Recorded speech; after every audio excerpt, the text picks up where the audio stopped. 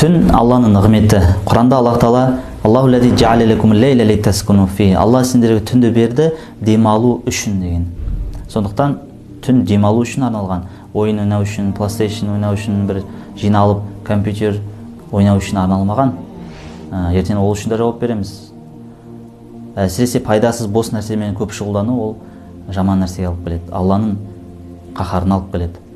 Өйткені Дана Лұқман Хаким айтады, кімді Аллах Таала құртқысы келсе, оны бос пайдасыз нәрселермен шұғылдандырып қояды дейді. Сондықтан пайдасыз нәрселермен көп шұғылданған адам ол Алланың мейірімінен алыс адам болып есептеледі. Ең дұрысы пайғамбарымыз саллаллаху сүннеті бойынша құптан намазынан кейін ұйықтап қалу.